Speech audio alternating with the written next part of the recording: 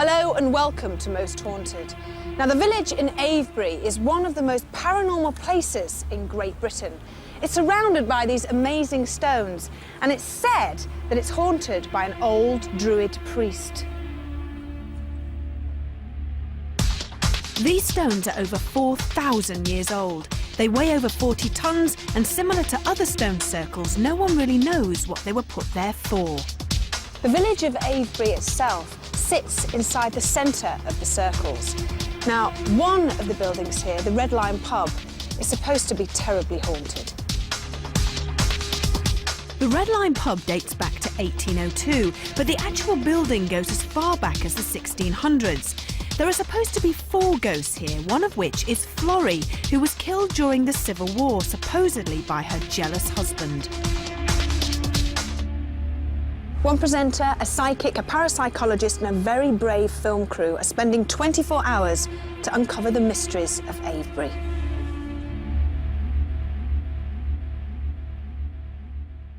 Now, to help us get through the night, we've got our usual fearless, faithful crew. We've got the very handsome Mark on camera, the very gorgeous, sexy Martin on sound. The rest of the crew, give us a wave. Oh, they're very quiet today, aren't they? Now, we've also enlisted our usual experts to get us through the night also. Now, Jason, we're covering 2 locations, the stones themselves and also the Red Lion pub. So, how are you going to try and catch any paranormal activity here? Well, we're going to use a couple of different things, as we always do. Today, in particular, one of the things I'd like to do, because the circle of stones is sort of very important paranormally to a lot of people, to sort of join in with that theme, if you like, we're going to do an experiment of movement of objects, because there's been some poltergeist activity reported in the pub. So I'm going to place coins around the well in the pub and see if they move. I'm also going to use, both inside and outside, one of the EMF detectors that we've used in the past. This one is particularly calibrated for use outside, so if we pick anything up at all on this, we'll know straight away it's not due to any natural electricity lines or any plugs, etc., that we sometimes get inside. So we'll be using that. Perhaps not quite so scientific on the end as well. We're going to use Cooking, are we? cooking flour, yeah. Now, in the past, what we've done is sprinkle this, a very light dusting over sort of surfaces of tables, chairs, etc., where paranormal events have happened, leave the room for a while or the area, come back, and sometimes you find that there are markings in the flour which can't have been made naturally. We've caught handprints, etc., with this in the past. So we're going to do that in the restaurant area of the Red Lion pub, where a lot of poltergeist activity with movement of chandeliers has been experienced. In the 3 years that I've been manager here, there's been some very bizarre goings on. Starting from the day that we moved in, and I thought, what have we done? Well, apparently, during the Civil War of about 1643, Florrie's husband went away to the wars, and while he was away, she became unfaithful to him. And when he came home, he found out, and in a fit of rage, he strangled her. And the story has it that he deposited her body down the well, which of course wasn't in the pub then, it was outside. It was the village well. And that's the story. But when we put a diver down, we fixed up a gantry over the well and put a diver down. When he got down to the bottom into the water, which was about 85 to 90 feet, there was a great big boulder down there and he couldn't get past it. So we still don't know whether poor old Florrie is down there or not. Florrie doesn't like men with beards, allegedly. And we had a guy in the restaurant who was slating, you know, it's all rubbish, it's all rubbish. And the chandelier just started spinning over the top of him. And he left hastily after that. There was, for instance, a hunting horn used to be up over the top of the bar there. That flew off and came hurtling into the bar. One of the barmen here, he used to shave just round here because he got a beard, you see. And the glass flew off the wall and hit him straight in the face. I heard all the stories, you know, about the ghost called Florrie, but I kept on getting her name wrong one night. I kept on calling her Floey. So all the restaurant lights just tripped out, and there's 3 trip switches that do the restaurant. All of them had gone apart from the one bulb that was still left on, and we just couldn't understand how this one bulb was on, but all the trips were out. Oh yes, this place is definitely haunted, inasmuch that the number of people have come in here and know there's something. I took one lady up to, she said it's upstairs, I think. Took her up and we went round the different rooms. She walked into one room and she said, "This is it." She said, "The feeling is there straight away." She said, "There's something or somebody in here now." I said, "Well, I can't see them." So she said, "No, you won't." The stereo in the mornings, the last thing I do is turn it off at night, come down to where we're sitting now, and it just started playing automatically. And it's a CD player, so it can't just trigger itself off. I'm sure Florrie's haunting the Red Lion because, I don't know, it's one of those things that you've got a feeling for. And in a way, I love her. Most haunted room is definitely the private room. People tend not to try and stay in there if possible, if they've stayed here before. And if people do stay there, it's icy cold, even though there's heating. I dare any member of your crew to stay in the private room alone. You'd be surprised the number of people that come in here, and this is perfectly true, I'm not pulling your leg, and say, "Is there something about this place?" And I say, spiritually, or, you know, yeah, there's a feeling about it. Well, tonight, I think possibly quite a few things will happen. We're obviously surrounded with spirits here, and the ghost of Florrie is somewhat a sort of local phantom celebrity, if you like. With there being so much alcohol around, I'm a little bit dubious as to whether that will perhaps interact with some of the experiences here. We're trying to keep that not the case, but who knows? We'll see later on.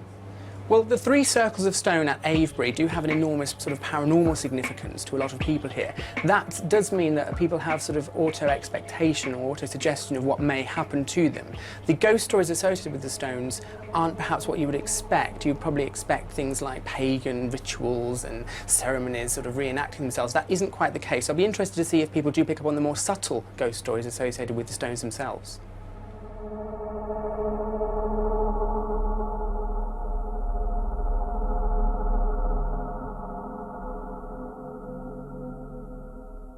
Well, this is the main dining room area where apparently a lot of poltergeist activity occurs. Bangs upstairs, things moving are often heard, and things down here, objects, are moved around mysteriously. But I suppose the main bit of activity here would be in this bay area, and the chandelier likes to move on its own. Up these stairs are 2 of the most haunted rooms in the whole of the Red Lion pub.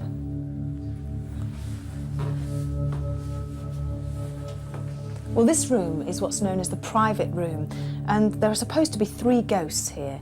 There is a lady called Beth who sits and writes a letter on the table in the corner, and then there are 2 children that are supposed to be cowering in the corner. The general feel of this room by many of the guests is a feeling of horrible oppression, not very nice, quite a sad feeling really, and many people have asked to leave. It just feels very cold to me, that's all. Oh well, I'll see you later. This is known as the Avenue Room. There are supposed to be 2 ghosts in here, one male and one female, though nobody knows who they are. With everything set up for the night shoot and Derek Gacora's prompt arrival, we could afford a little time to relax and enjoy our dinner before the long night ahead.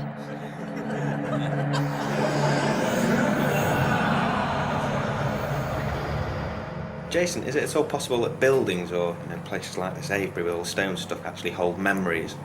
Well, it's one of the sort of standard theories that's put forward to explain ghosts, and that is where, if you could imagine a recording tape that records sound magnetically, stones that sort of buildings are made of have magnetic sort of properties in them, and it's believed that the stones themselves act as a recording device and actually play back things that have happened in them, sort of events, emotions, and maybe even scenes from the past. Derek, why is it that some ghosts seem to hang around that they've obviously been here for thousands or years? Why do we still see them? Don't they want to sort of disappear and go off into heaven, as it were? Well, to a larger degree, Yvette, it is exactly that. I mean, they have got their opportunities and choices, okay, to seek a way to leave the atmosphere. However, a lot of them, as I understand it, do stay around for a long time, but it's the residual energy that's still left, i.e., you know, the property, the fabric, or what have you, that they once dwelt and experienced life and their life's experiences. Okay, now this is the dining room, as we know. Are you picking anything up here at all, Derek? Yes, I'm very aware of quite a strong presence of a lady. My mind, my attention was drawn to the lady, and for some reason, on the psychic levels, would you believe it, Yvette, I'm drawn to the manager. Our manager? Yeah, thank There you. he is. Richard, I was very interesting because it's in no way is it meant to alarm you, but this lady, it really isn't, honestly. Yeah. This lady seems to be following you around at times, and I feel psychically that she's trying to make me aware that you are at times aware of movement, and she is so strong, and you know, she draws, and there's no harm to you, she draws off your energy. She likes you, it's like attracting like. Is that the name, Sam? Florence. Florence. Florence. Okay, thank you. I'm just trying to, as it's coming through, I've got something to link, and a man's voice says, to the great name of Arthur. I got this 3 times earlier, and there's great links with something to do with great Arthur. King, thank you, King Edgar. King Edgar. The woman's voice says to me, I'm King Edgar's wife. I belonged originally here. Blimey, that's This belongs to me. Where is my husband? Where is King Edgar? She says, bless you. She walks around still looking for this soul. What, Jason? So this is the King Edgar, the connection with the woman's King Edgar in the 9 or 1000s is Florence. I take it must be Florence. And that was King Edgar's wife. Well, this is what I've just been given. Okay. I'm just trying to, as it's coming through. Do you want to can have point a that. walk through and see where we go? Yeah. Also, a little boy. Are you aware of a little boy here? Are you? Whoa! Yeah. Wow, he runs round and he's so excited at times, he's like a whirling dervish. Zoom! And he goes through at speed. And if he goes so fast, he goes past and people go, oh, what was that? Does that happen? Yeah, that is true, yeah. He's lovely. He's a cute boy. He had his life taken from him. Here? Taken away, yes, here. Really? Yes. There was got this before. There was ritual killings on this site. What kind of ritual killings? Sacrifice. Of people? Yep. For what purpose? Children. Children? Children? Sacrifice. Yes. Oh, dear. Why? Maids as well, young maids. Young maids who had children. Who was sacrificing them and for what purpose? People that were, a woman's voice said, this was before the smugglers. Oh. Is the tunnels with the smugglers? Okay. There's tunnels at this property. Do you know of tunnels? I know of one, yeah. Is it connected to smuggling? I honestly couldn't tell you. I know it's all been blocked up now. It's broken. The tunnel's broken. There's been 2 foundations originally from the tunnelling. One to something that's quite close, that is can be seen by the eye. And before that, a redirection of tunnel to something that's 6 or 7 miles away. Let's move on. Okay. Okay. Thank you. Yeah. You see, someone from Spirit has come into this room. They have? When I come into this room here now, someone wants to wave. That seems to be like the symbol to me of a person that was either practicing in his time, practicing as a magician, because I get all the symbols of the thought patterns coming in, similar to what a magician. How far back is this? I feel this is, you know, this is probably going back to between 10 and 11 of the hundreds, and he was something to be reckoned with, in the essence that he had control over people's, or he gave the impression that he could control people's thoughts. And he goes back very strongly to the basis of Avebury, very strong.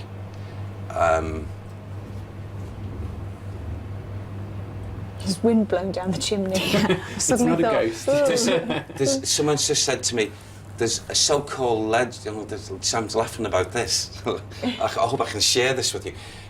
Sam says, there's a so-called legend, that has it been written and been passed through and down to say that, is it Merlin? Merlin, thank you. That Merlin is close by. That is not so. That is not so. Is that true? Is there a legend to say that? Well, Merlin's quite close Merlin by. is, the legend of Merlin is connected to Glastonbury, which isn't far away. He's... Sam says he is not in any way buried behind that stone. Here? Something to... No, not here. Yeah. But something, it's a structure, and he's not there. Right. Legend has it that he's there. Legend also has it that he's in... Legend also has it that he didn't exist at all. And Yes. He's a legend in himself. Yes. Can I just say what Spirit said? There was no existence of this soul. He's not on any spiritual log or agenda, so he didn't exist. He's not on the spiritual register. No. Let's move on. Okay. Oh, God. Oh, God. Ooh, now I know all about Merlin. Come on. God. Do you want to go in there? Yes. Just wait there. Oh, So these bedrooms are active, you see.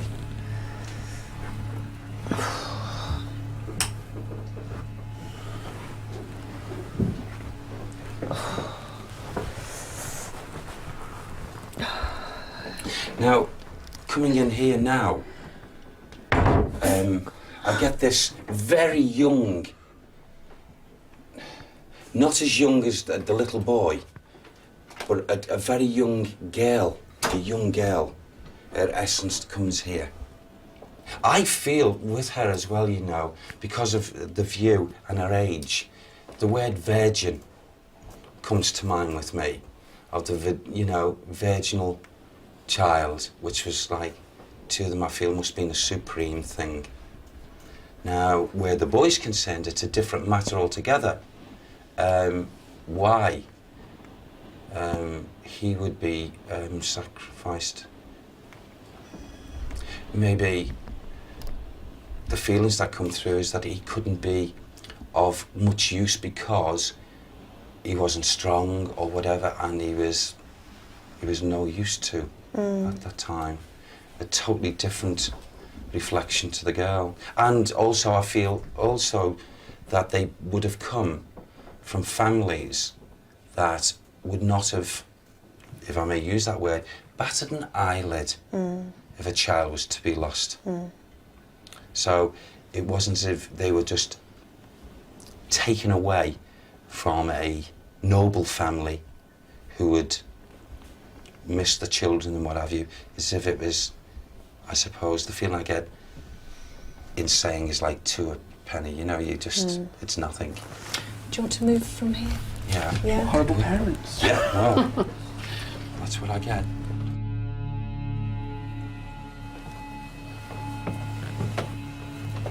This place here is, at times, very active, but I feel that these souls here can be, there's more kindredness to them. Also, can I just say, because I was very aware, and I'm drawn now out to the front because, you see, I saw, firstly, a carriage with 4 horses, and I heard the clipping of the hooves and the carriage being drawn up and what have you, and then another carriage. There seems to be 2 carriages. But outside, I feel that these carriages, at some time or other, have been heard, experienced. Well, we'll go outside and wrap up warm. Okay. Should we go downstairs? Yes. Before we ventured outside, Jason set up the flower experiment. It was pitch black, freezing cold and very windy. Blowing a gale. We were determined to walk around the stones and maybe find out from Derek their purpose.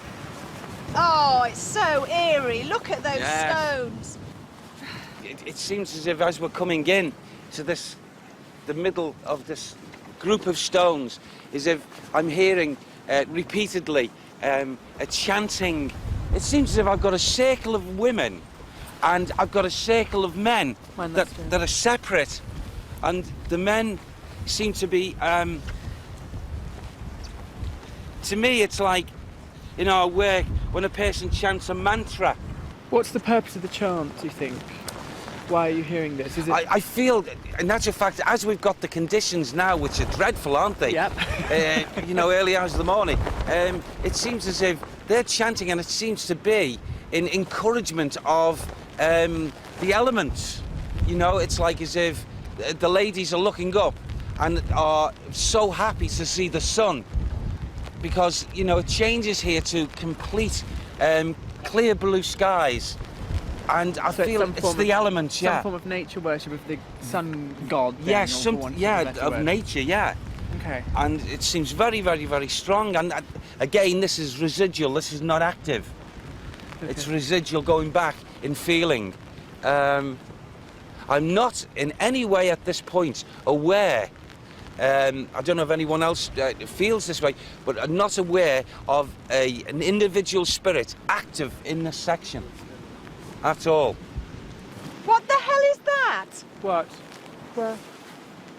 What is that? That's okay. Oh that's, my God, what that's is okay. That's all right. There's They're 2 people. 2 people. They're not spirits. Yes. They did look. You did look for a Well, moment. one had a hood on, and I thought, oh my It's God. the druid priests come to haunt us. Oh. There's some really large megaliths over in that way, Derek. Should we move over there and see Yes. if you pick anything yeah, up there? Jason. Yeah. Okay, Yeah. move very slowly, everybody. Okay. This wind is fierce, isn't it? Oh. These stones. My psychic feelings leading as I come very close to them seems to me to be like symbolising a gateway of thought, a gateway. And even though there's 3, this being virtually to the middle of the outer 2 outer stones, seems to be the lead stone. Well, it's actually part of an enormous ring. There's not. Yes. There's 98. There's Yes. actually 98 of the stones. But this is the gateway, the 3. And it's got something to do with a belief of something to do with a trilogy.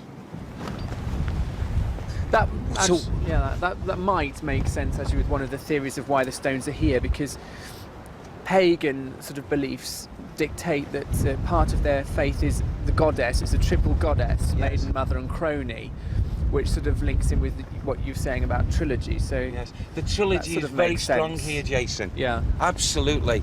let's see if we get anything on the stone. See, they're not playing up for us, are they? Well, there should be absolutely no electromagnetic energy Yes. at all here. So Yes. even like a tiny fluctuation would indicate something unusual. Yeah. Right. I feel that a particular man chanted his own physical mantra before these all joined in, all the followers. He would do this on 3 different occasions within given 24 hours. There were set times. That's it. Thank you, Sam. The trilogy of 3. We set our clock from the 3. What you're sort of saying there is that this is some kind of timepiece.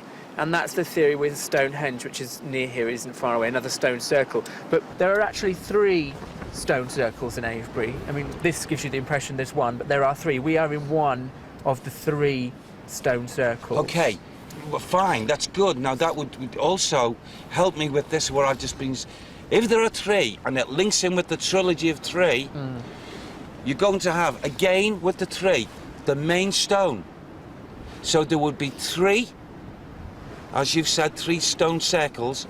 So there would be 3 of the likes of the level of this man heading the 3 circles of stones. At exactly the same time. At exactly the same time to bring in the power and what have you. I see. And you know the moon. Thank you. Sorry, Ivy. The moon. The moon has got a lot to play, not the sun. The moon has got a lot to do with the 3. Well, it has, because in pagan belief, the sun and the moon are like opposites. The moon represents the feminine, the sun represents the masculine, and Yes. the two together, the duality of the two, is very much part of pagan belief, which is intrinsically linked with sites like Avebury and Stonehenge. So it does link in that they would have been perhaps worshipping the moon, if you like, or worshipping the sun, or an amalgamation of the pair. So was Derek's theory of the stones being a timepiece correct? It's unlikely the truth will ever be fully uncovered. But the weather was getting worse, so it was back to the Red Lion to continue our investigation. Vet, Jason, Sam was saying to me a little bit earlier on to readdress something because it's most important. And I said, of course, Sam, of course. And he said, you talked about Florence. And I said, yes. And then suddenly he takes me and, you know, I seem to just be taken backwards and falling and falling and falling and falling. And I seem to be at the bottom of something and I can't get out. And I feel here, is it this area? It's a well.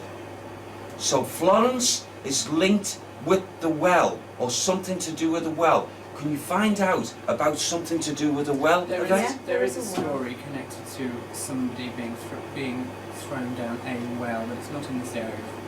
Right. Can I say to you, the link's up here with a well, and you will find the connection and the link with Florence. Florence is not the wife, okay, as we talked about earlier, of Edgar. Florence is in the well. Florence went down the well. Why did she go down the well? She was killed. Why? She certainly didn't fall down. She was thrown down. Who threw her? I get the impression of 3 men. 3 men. Derek's spirit guide Sam did not give us any further information about Florrie and the well. We moved to the upper story of the inn where the crew voted for me to spend time in the heavily haunted private room. I had to face whatever terrors it might hold alone. It's very brave. Oh, that was flipping stupid. Right, now look, just as a little tip, a helpful tip. Even when you go into the bedroom and you sit there in the quiet, okay, which you will, like we all will, if you start to feel any little sensations coming across your forehead, down underneath, like tingling sensation under your eyes, or even to the top of your head, or even to the base of your neck, all you have to do, don't be, panic or anything like that. No, It's it'll easy probably... for you to say. I know, but honestly, it's they're not here to hurt or anything. But I just feel that may happen. It may happen in other places. But if it does, just say bless you. You're most welcome, and that gives that individual that reassurance. Okay, that you're not going to be scared. They don't want you to be scared.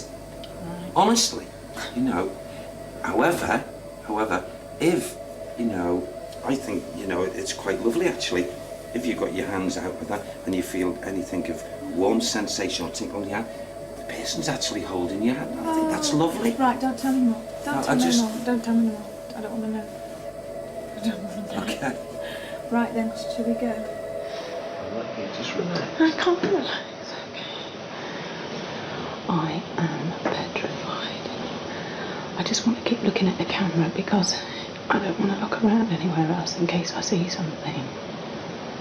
I cannot last an hour like this. What the hell was that noise? And the wind outside is blowing and it's casting shadows everywhere. Oh God.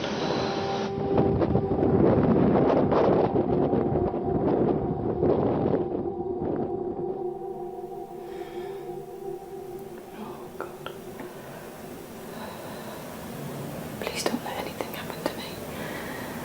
Please don't let anything happen to me. anything in here, please go away. I know it'd be nice to catch something on camera, but I really don't want to do this. And I'm not happy about doing it. One bit. Okay, I'm feeling a little bit of tickling on the top of my head. Oh God, please.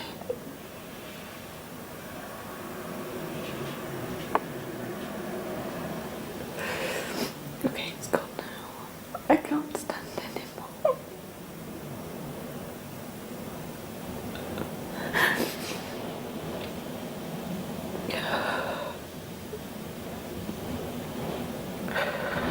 Oh God, that wind outside.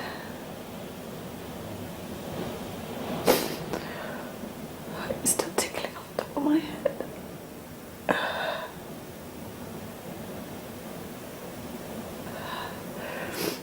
I know you all think, oh God, it's again on top of my head.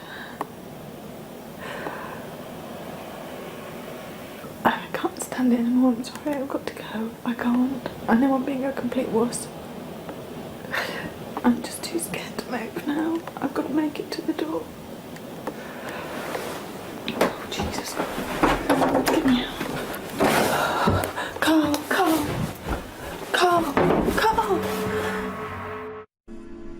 While I was alone and terrified in the private room, next door Jason had embarked on an experience that even he had not bargained for.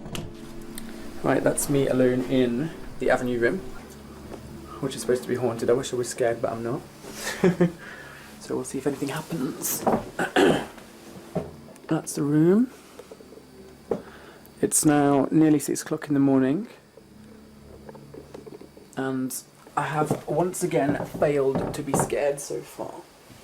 Luckily I've got a room with a bed, which is nice. Bit of luxury.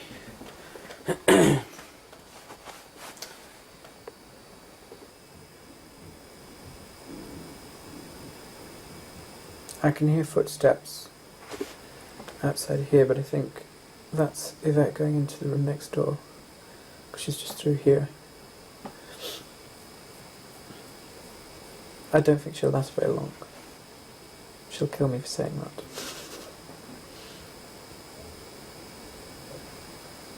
Come on, orbs.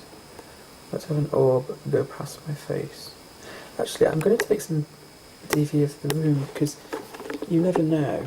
We might catch something.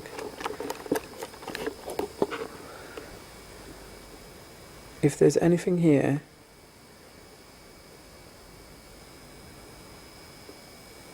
Oh, that's just reflection. I thought I had one for a sec there. If there is anything here that wishes to make its presence felt to me, as a complete skeptic at the moment, then if you can create some phenomena on the screen or move across the room, such as what is termed an orb, thank you very much. There was one straight away, I think.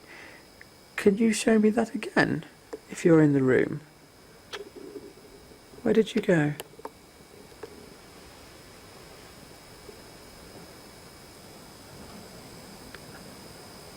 Yes. Are you around me? Yes. I could see you. Where are you?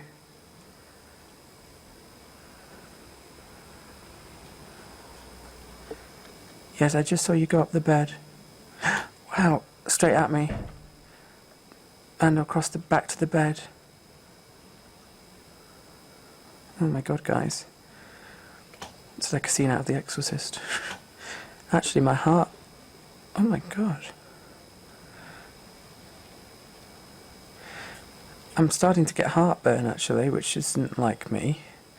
It's not down to Max's cooking. It's probably down to the fact that this is a slightly unusual occurrence happening. It's certainly something I can't explain with these orbs across the bed. If you're here and you want to communicate with me, can I see you across the bed again? Are you still around me? Who are you?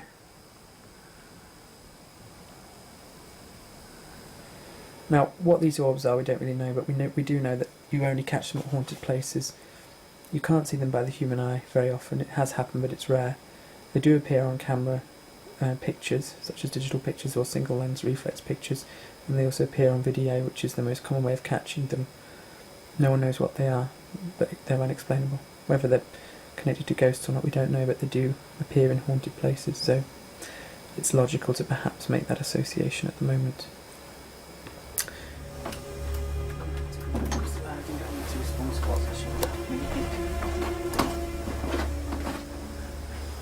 I have to say, despite my hard outer shell, I am slightly spooked.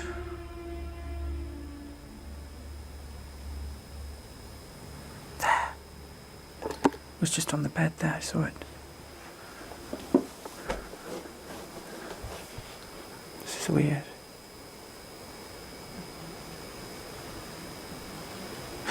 Oh my god! Shit! Shit! Fuck! It's coming towards me! Fuck!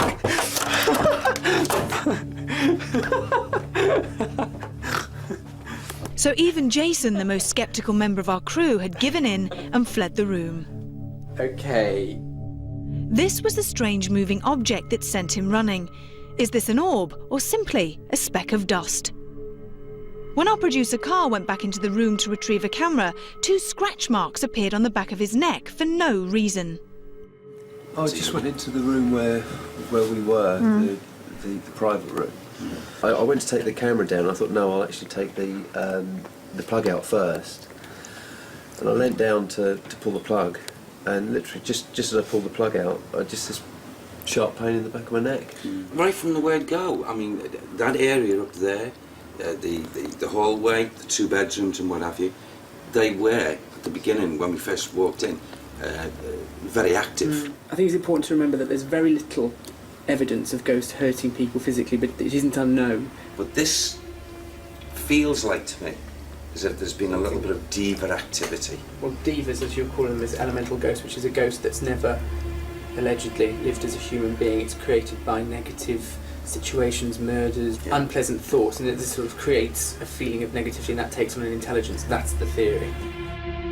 We couldn't let this go. We had to go back into the room to find out who or what had caused the scratches on Carl's neck. Right. Safety in numbers. It was just here. The locked off camera was up here, and I leant down to this plug here to unplug it, and that's when it scratched. You.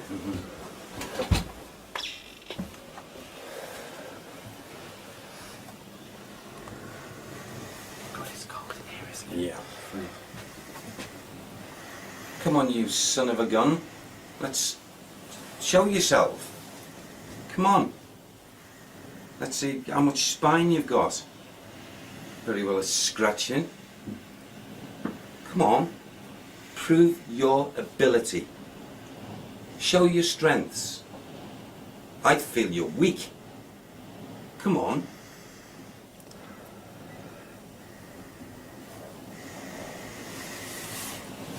If I hold my hands out, scratch my hands. You're most welcome. Let's see you do it.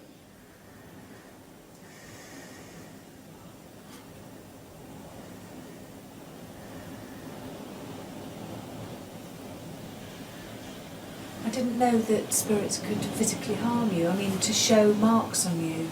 I couldn't say whether they gain any, like, satisfaction, pleasure, whatever, because I don't understand them enough. But many years ago, there was a lady come to see me when I was doing private sessions and what have you, private readings. And that poor woman, over a period of time, she was getting scratched, they were healing and getting scratched. And she said she woke up one evening and she said she swore at that moment in time when she got scratched and what have you, she said it felt like her as if there was a cat going. Who's that? Who just did that with the coin? I heard it. I heard Seriously? it. Was that not you? Yeah. No, my hands are in my pockets. I've got, look, my hands are in my pockets as well. I heard something. I heard it. It was like a. It was like a Listen, chink. it was like this. Yeah. Yeah, it was like a chink. I didn't Yeah, feel it did. anything. I thought it was behind me, Mm-hmm. and then I thought it was you. Mm-hmm. What we can definitely say is that there are lots of unexplained things that are happening around us here, Yes. and they're not due to us being tired. No. So that would be paranormal. Oh, It will be unexplainable. That's. I'm scared. That don't happen often. I'm just keeping very quiet, which is unusual for me. Oh, What? something just came up. Well, what an all. If that's what it was. So had we caught one of the first stages of a ghost manifestation on camera? Was this odd moving light another encounter with an orb? After close inspection of the tape, we cannot offer any other explanation. So it had been a long and eventful night, and even though Jason's 2 experiments involving the flower and the coin showed no result, the scratches on Carl and the strange object moving on its own were enough evidence to suggest that the Red Line in Avebury could very well be haunted.